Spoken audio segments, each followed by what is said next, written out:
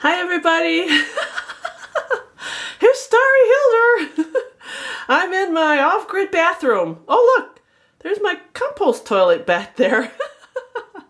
I know, I haven't done a vlog for a long time. I haven't. I've been healing! Yes! And probably last time you saw the lip, the face, was when I did the whole Botox things. Like, is it Botox gone bad? And it really was like Botox gone bad. Boy, Dr. Husan did a really wonderful job at cutting my lip and taking out all the scar tissue. And so many of your friends, I love all of you. I don't want to tear up, but I love all of you out there. So encouraging. And you always make me feel so beautiful from the inside out. And I have to thank you. But I had to bring the camera out today. I'm not feeling really good, so today's a really good day to do a vlog. I've got this cold that's not going away. Oh, and I gotta talk about that too. But the first thing I wanted to do, see, I'm in my bathroom, is I wanted to show you the lip. The lip. Here's the lip. So this is now, I think it's been 2 or 3 weeks after the surgery. The stitches have been removed, and I didn't take your friends along with me.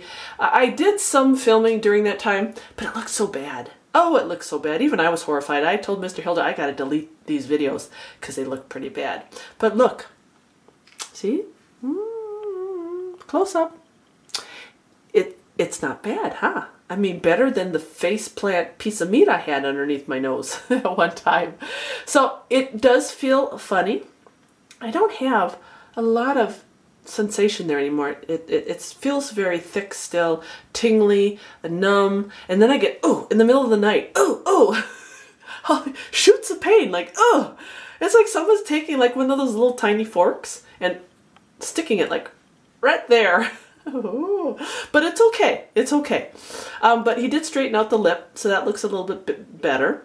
And see, I don't know if you saw, I got my tooth. I did a vlog on that, but I didn't know if your friends wanted to see the whole lip and the tooth and all that. But just know I did decide to go with the bridge. Now, the bridge. Okay, this is the deal with the bridge. So I just couldn't wait for a tooth. I couldn't. But this was the problem with doing the implant. I have bone up here. They took a CT scan and it's crushed. So they're like, okay, you've got this crushed bone and it's going to take 6 months to do some bone augmentation. Then it's take another 6 months to do an implant. I'm impatient. I just didn't like that flipper. In fact, you saw most of my videos were without the flipper. You know, I'm walking around toothless and toothless. So I decided to go with the bridge. And maybe not such a good idea. I'm kind of not too happy with it. I think the problem is, because it's a front tooth, the bridge probably works good for a side tooth, but because it's in the front, it is very thick. It is so thick. It feels like my flipper. And I was kind of not too happy about that. I really wish the dentist would have warned me about how thick it was going to feel. So I still have sometimes problems talking. My tongue keeps resting against the back of the tooth. I don't know if your friends have a flipper or a bridge in the front, but if you do, let me know. Does your tongue seem to find the back of the tooth and rest on it? Because that's what mine does. Drives me insane. It really does. So aesthetically, it looks good, right? See, you can't tell. You know, I got my fake front tooth and my crooked bottom teeth. In fact, here's a okay, I gotta tell you this story. It's kind of cute. So I was at the gym and I'm doing my little routine, trying to get healthy. And this is when I had, my tooth was not in because I just had surgery. My lip was all blown up. It looked, you know what I looked like. It looked pretty bad. So there's this really lovely lady who came up to me and she's like, oh, honey, she says, I know a doctor that can fix that. And I was like, oh, and she said, yeah. And in fact, not only can he fix all that, he can fix, like you can get braces to fix the rest. You're not too old for braces. And Bless her soul. She was coming from a very sweet place, and she just wanted me to heal and look better. But you know, it made me think about how horrifying I must have looked at the gym to have this poor lady come up to me and give her a name of her dentist. So regardless, I'm fixed, but you know, of course, there's still all the residual that I have to deal with. But that's okay.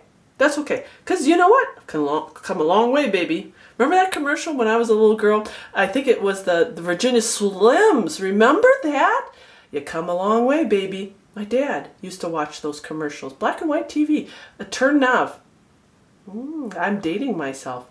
The turn knob. We didn't have remote control that the man controlled. Yeah, men, you control the remote, don't you?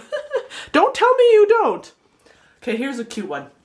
When you're sitting in front of the TV, we don't have TV, but when we did have TV, women, men, when you're sitting in front of the TV, you ever notice, then you're flipping through the channels like your husband comes in the room, you're watching something, flipping through the channel, you just get on a channel, and then your husband's like, what's going on?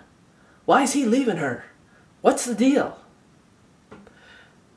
I don't know, Mr. Hilder does that, and I'll be like, I just turned it on. As soon as you walked in the room, I don't know what's going on, I'm just flipping through the channels.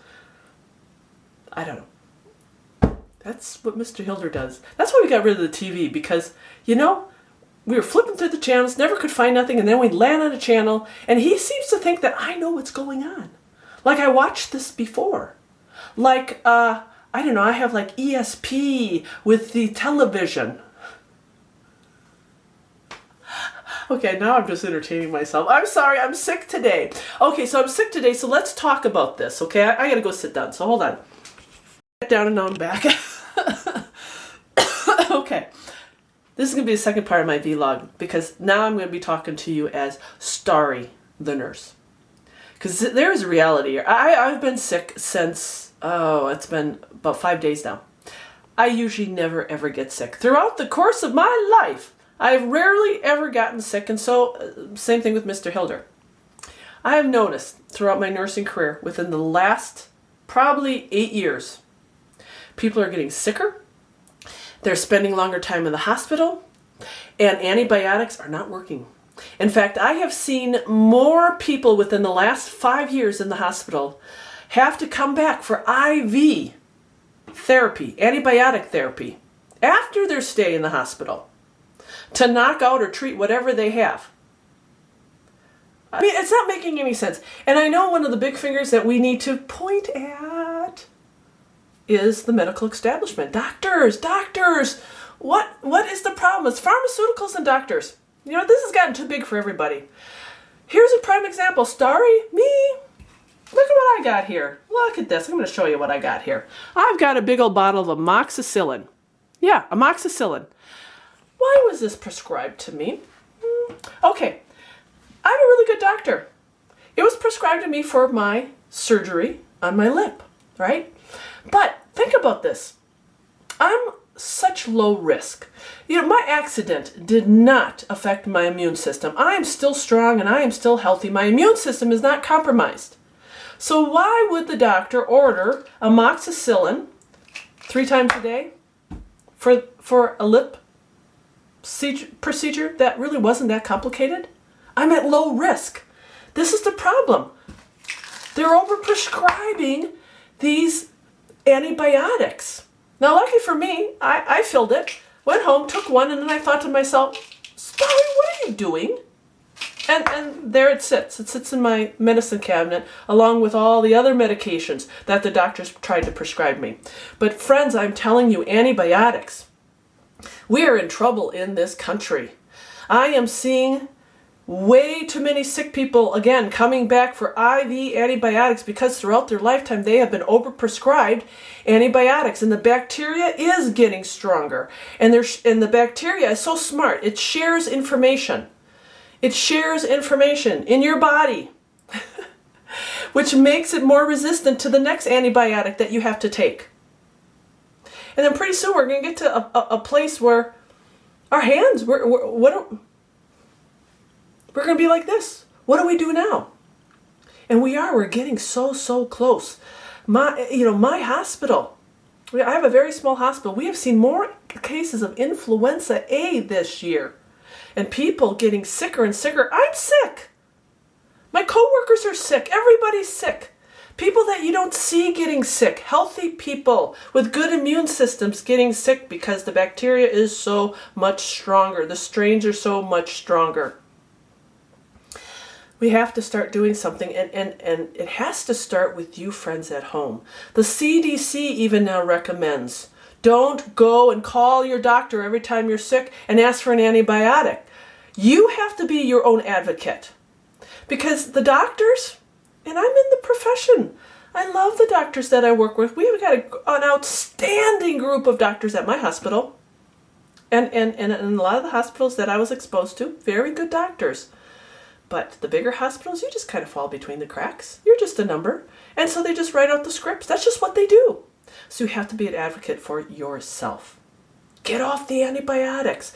And if you have kids, really, really be careful.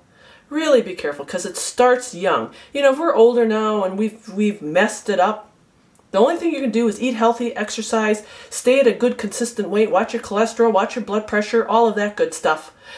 So hopefully when you do get sick, you can not rely on the antibiotics. And antibiotics serves its purpose. But if you have kids, be really, really careful with what doctors that doil them out like candy. I'd be switching doctors. And here's another story. This is, remember, this is just personal opinion, but I do speak from a nursing background, an extensive nursing background. Okay, very extensive. So I'm not just throwing out an opinion that has no validity. It does. There's a foundation to what I'm saying. So pay attention. Pay attention. You're in school. Take it or leave it. I don't care. But and here's an interesting thing. I have some friends and they're preppers. I love them. Good people. But they're preppers.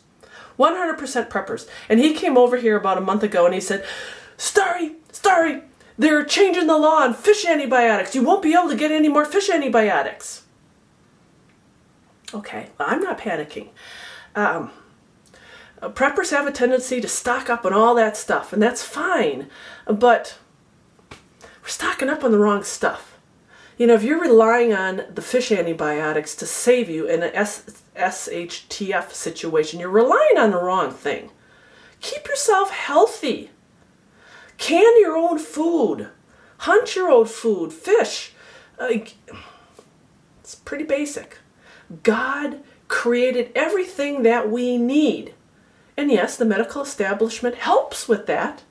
But really, if we get back to the basics, God's really got it covered. So that's just kind of a starry thing. All right. You guys probably stopped listening a long time ago, right? You already turned off the video and said, all right, nothing with this vlog, Starry. All right, but that's a new vlog for Starry. Starry in the camera in her bathroom with the compost toilet. And yes, I'm doing a compost toilet video, and I've got some really big announcements coming up too. Oh, some really big announcements. I'm excited. And I'm not gonna share them yet. I gotta go sit down again. I'm running out of energy. I really don't feel good. Why do I do this? Because I love you, friends. I love you all. All right. Bless you. Thank you for coming. Thank you for sharing and inspiring me and being so kind. I love all of you. Thank you. Bye. And if you want the Starry vlog to continue, let me know. Let me know. Because I'll make more. All right. God bless.